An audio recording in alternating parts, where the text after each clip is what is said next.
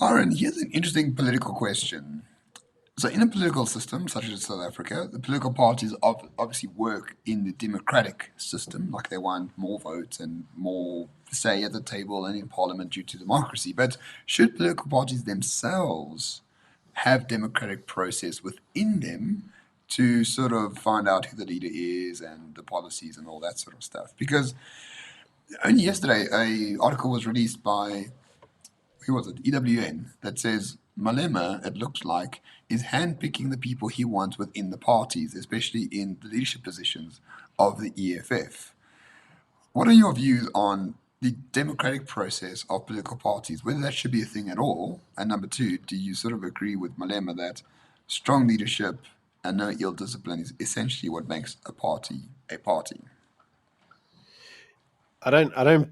It's funny. I'm sure I've covered this before, but we'll do it again anyway. I don't believe that there is democratic processes in a party. I think there's a degree of how should we say it? There's almost a degree of pretending to be democratic, but I don't believe there is actually a democratic process. So if you look at it, let's focus on the ANC just for 2 seconds. So the ANC obviously have a selective conference. So the idea being that the elective conference is run by a very, very small number of, let's call them senior party officials that all get invited to go through to the elective conference. So it's by invitation, and it is a very small number. But if you actually look at like the number of people that are members of the ANC, it will be hundreds of thousands. I don't know if that's still the case, and maybe half of them don't even pay. But the number that go through to the elective conference to vote is ridiculously small. Like Mm. it's a subsection, it's like 0.01%. Well, I think Those numbers are that, yeah, so just quickly to clarify, in the last one, there were 4,000 delegates, so each branch sent a yeah, delegate.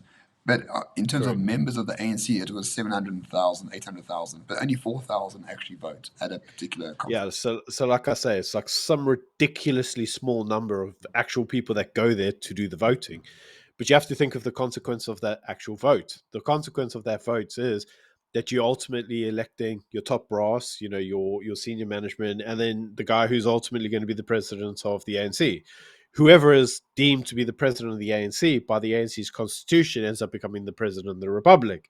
So it's kind of like, if you look at it from that perspective, the democracy that's occurring isn't really democracy. It's more kind of kleptocracy. It's more just kind of like a bunch of click people at the top that kind of vote for your guy, but it's just kind of like pushing them there.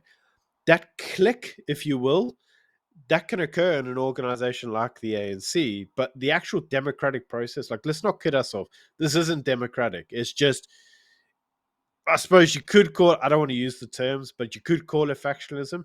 The EFF doesn't have factions, man. Like, it's so what's the point in even pretending otherwise? The EFF is an organization set up around one guy. It's Julius Malema's party. So why would you pretend to have like a democratic process where you just you pick your click, your man of the hour? Like, there is no other man of the hour. There's just Juju. And once you kind of realize that, you go, well, but then who cares about trying to pretend to be democratic? Just pick your guys and push them through to a conference. Yeah, because a lot of people, well, a lot of people, several, confidential sources, anonymous sources, say that he's basically circumventing democratic practices and he's imposing his preferred leaders on party members, which I don't disagree with. If I'm really honest, I mean, if Julius Malema is the guy that runs the party, he created it. Okay, you got funding from weird people to create it, but without Julius Malema, the EFF won't be where it is. No. And it's a cult to him, and I think he should run it and should not have this sort of weird notion that it's a democratic process. It never was a democratic process at all. And because it's not a democratic process, it's actually doing rather well for a political party. It is lasting longer than most others, as offshoot of the ANC is nine definitely the years. most successful. And Mm. the only issue that is arising now is that it seems to have hit a ceiling of between 10 and 12% of the national vote. Some people will say that's a Yeah. problem, that it is being constricted by Malema's tyranny. Or Mhm. some people will say that is what Julius wants. He only wants 10 or 12% of the votes because then he can just bully anyone else. he enters into coalitions with. So, Mm. I mean, this is not a problem for me. If Malema wants to run his party like dictator, and he does, we shouldn't ever think that it should become a democracy within it. Yeah, so I mean, there's two parts to this. The first is that the EFF's constitution does actually allow for democratic processes. It had to have that because obviously Yeah, the party had to be constituted with the relevant, voting authorities, and so as a result, there's certain things that it has to have by just de facto. But the argument is that it's not following They're saying that the EFF is not following the constitution that has been it's agreed to follow, if you will. Now, I suppose we should also clarify this and say that this allegation has come through from um, people in the EFF that have desired to move up to replace Juju and possibly even contend for the number one spot.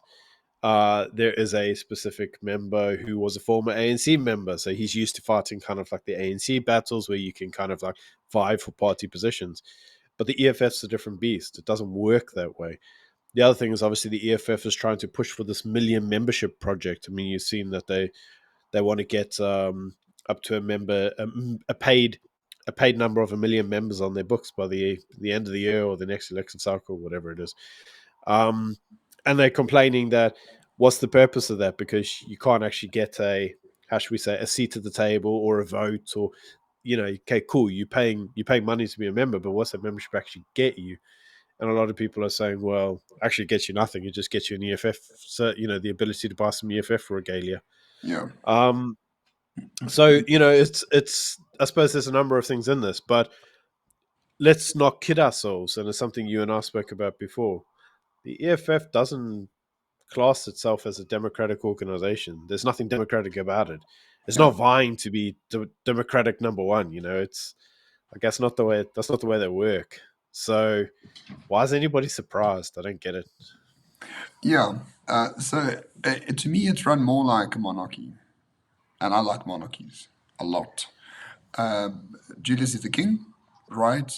He installs discipline, he installs policy, he makes his coterie of people the leaders of their party to fulfill what he wants from them, and anyone who dislikes it gets expelled immediately. That's very Yeah. good business practices. That's a very good political practice as a government or as someone who does not believe in democracy as such. And I think it suits the EFF extremely well. I'm not against the notion of them being so. My only issue is what about that political ceiling of 10 to 12% nationally? Is that going to invoke a true battle of leadership in the EFF that will inevitably destroy it? Or can Malema hold on and make sure that those things never even, occur in the first place? I think this is such a difficult one, and it's difficult from a number of areas. The first is the EFF was set up to be a party that focuses around Julius Malema. The EFF was set up by Malema because he got kicked out of the ANC. There was no other reason it got set up, man. That's what it was set up for. It's Juju's party. I think that they had a lot more success than they thought they would, and they've managed to get some level of success in the general kind of public. I say some level because that level has now hit a ceiling. And yes, they remain a 10% party, but the party was set up around Julius. The question really becomes what happens if Julius leaves that party? Will it still be a party at all? And it's arguable that no, it won't. It's like, let's also remind ourselves COPE was set up way back when as a response to Thabo Mbeki being voted out of the ANC and losing his presidential place. COPE was set up as a reaction to that. Where's COPE today?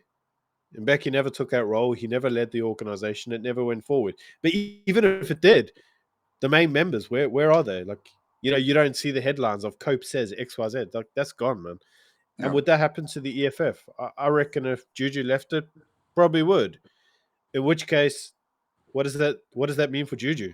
Like, there's no more kickbacks. There's no more kind of, should we say, political dominance. There's also no more clout. Like, once you lose your clout in the environment, it's very difficult to fundraise. It's very difficult to go and ask people to trust you or to kind of give you any form of support because you lose that kind of like public persuasion. And I think Juju knows that. Yeah, So why would he risk the party's reputation going forward by allowing through democratic choice, even though it's not democratic, almost a degree of factionalism within his party? Why would he allow somebody to potentially get into the leadership structures that could ultimately do what the ANC's leaders do, and that is pull the party into disrepute? The guy's smarter than that, man. Like, he's yeah. not an idiot. Like, No, he not knows what smart. he's doing.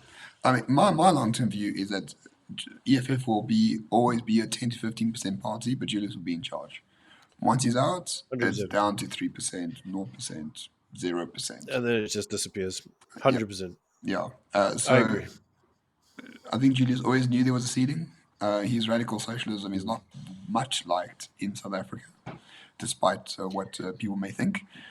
South Africans are conservative, South Africans are Christian, and if you look at all the surveys around land, all the surveys around racism, very few people think they are major problems that to consider. Most people care about jobs, Only News economic 24. growth. Yeah, I mean, like News 24 propaganda. is the only person that believes these are real issues. I mean, it's a bit like the old atheist joke. It's like, who believes that the Bible line for line? Fundamentalist Christians and atheists. So in terms of 100%. land reform, who really believes it? EFF and journalists. That's it. No one else actually believes it It's true. for the most part. So yeah, Mm. I think we're just going to have a highly disciplined party going forward and sort of keeping their stronghold over South African politics, remain the kingmaker, do what's best for themselves, and that's it. I don't expect any democracy. I don't think they should have democracy. If they want democracy, they'll destroy the party. And so Juju's actually spot on with what he's doing in terms of handpicking the people that support him the most and those that can actually bring his whatever ambitions going forward. He's already read The Dictator's Handbook, which is a book I recommend for everyone about how dictators hold on to power, and he's doing it extremely Hmm. well just for his personal political party. His party. Yeah. Mm. I think he's only smart insofar as he understands that he has 10% of the vote. If he starts to dilute his policies, he loses that because all of a sudden the ideas that got him that 10% disappear. So do you really want to allow other people to come in with other ideas and start going, maybe we don't need to take back all the land. Maybe we only need to take back some of it. Like, you allow that into your party, and like the whole idea of what the EFF stands for is gone. That Yeah. 10% you got, that's down to 7, man. And it And then happened to from the 7 it's down DA. to 5. Happened to the DA, right? 100%. The DA was like classically liberal. Then they were like, oh, maybe some form of BE or BBEE for all, not just for some millionaires. Some land reform. We need to fund more land. People were like, what the fuck is this bullshit, man? And then they just didn't vote for them. And the DA has learned a very hard lesson. And the EFF don't want to learn Absolutely. that lesson. Or the EFF already know the lesson has been learned by others. So they will just learn from it rather. Absolutely. And I think that's exactly how Juju's kind of playing it. As I said, man, he's not stupid. He knows what he's doing. Yeah, he does. On the plus side, that party going nowhere apart from 10%, man. So it's probably going to be involved in some kind of coalition party, but it's 10% party, man. Or, Exactly. or the classically kind of like, so, white snowflakes in the country that's like, oh, EFF's going to take over. Like, get real, man. Like, EFF don't want to take over. To be perfectly frank, man, I gotta be honest and say I don't know what political party in their right mind would actually want to take over the mess that is South Africa right now. Like, there is no ways to fix this place in the next 5 to 10 years that would be quick and instantaneous. It would be such a mission, and no matter who comes in, you're constantly going to be at the worst case scenario. It's kind of like, I'm going to use where you live, gangsters paradise. Um, it's got a DA government. The DA government only been there for a couple of months, man. Everybody's like, why's the roads not all fixed? Why is everything not perfect? Like, you haven't fixed that lights out there. It's like, Jesus Christ, man. Like, what do you think? These guys kind of came in, and they also came in with the Harry Potter wand, and they were like, fixio everything. And it's like, it don't work that way, man. It takes a long time of balancing books and getting contractors back to work and fixing vans and redoing roads and Yeah. getting people to agree to even extend you a line of credits. Like this stuff takes a long time, and I mean, do you the think deep the down, part. sorry to interrupt, do you think Julius deep down actually gives a shit about like budgets and like who's spending No, what on what, that's my point. like kissing babies and going to some poor people, be No, like, oh, here's your food. Like Julius doesn't give a shit about any of that, man. The guy just wants power. He just wants to make money to buy Gucci and go to Ibiza to like some, mafia's wedding, to walk around in his Gucci shoes. Like this is what Julius Malema is about. This land shit is just his way into the club of the elites. But he doesn't give a shit yeah. about service delivery and whatever else. Like really, you nothing got at all. you got to be a special kind of retarded to want to do all that stuff, man. Like and that's kind of where like Trump was really good at this stuff. Like no matter what you think about the guy, no matter what you think about the politics, like that guy was a true patriot, man. He was a multimillionaire or billionaire that didn't really. He was the only president in U.S. history that never got richer whilst in office. And as he was also the only president in US history that was actually a businessman before he went into the office, and all the other ones were just politicians who got stupidly rich. You kind of have to question, like, you know, how much of a crook were the other guys? But Trump never got richer in office. He actually got poorer. So you kind of have to look at it from that perspective and say, like, going into that position, it ages you, it kills you, emotionally, physically. You look at any, like I remember, I worked under David Cameron's government. You had to see David Cameron, man. Like when David Cameron in the UK, when he got into power, like he was a slender guy, very well toned, very looked after himself. Man, after 5 or 6 years of running that place, when the guy came out, man, like he had grayed, he had put on a belly beer, a belly paunch, he did not look like he had slept in a fucking long time. Like taking those positions just takes a shitload out of you. And you can tell a politician that doesn't do any actual physical work, or even really kind of take their job serious, because you don't see that aging process occur to them, which you obviously see in a lot of like the ANC people. You don't see them age. Lindile Sisulu, for example, like where's the aging process there? There's no stress in that job because she's too busy buying new shoes. But with that being said, like, could you imagine Juju wanting to take over the country, man? Like, I don't think that guy wants to sit there and become like, a fat booty and have to sit there and budget speeches like this all day. Like, nah, I don't. It's not his character, man. Like, he doesn't. Do you really want to go to budgetary meetings and talk about whether or not you're going to have fiscal responsibility in order to pay people? Like, nah, that sounds complicated. Like, I can't see Juju doing that. Can you? No, no, not his brand at all. He'll remain 10%, he'll remain a bully, he'll remain dictatorial over the EFF, and they'll just remain being the party that exists to bully other political parties, essentially, while raking in a lot of cash from various other ventures, namely Good selling gig, man. merch. They sell a lot of merch and make a lot of money from merch as well. And for those of you who think that this is like unheard of and this must just be South Africa, let's just remind ourselves that this type of tactic is not unusual. In fact, UKIP, the UK Independence Party, led by Nigel Farage in the UK, managed to successfully do this for years. Years and years and years and years. And that's why Nigel Farage, even today, is still a voice and a person to be reasoned with. Did he ever hold any levers of power? Not one. Not one. But he was influential in his own way. So influential that he was even invited to talk on behalf of some of Trump's rallies. So it's not an unheard of strategy, and I think that's the strategy that the EFF, specifically Malema, is playing. He's Yeah. playing the Nigel Farage strategy. The He don't want to be intolerant president. minority strategy, Absolutely, which is very and good. it's a good strategy, man. Yeah, yeah, no, absolutely. Agreed. All right, everyone. Thanks for listening. That's essentially the video.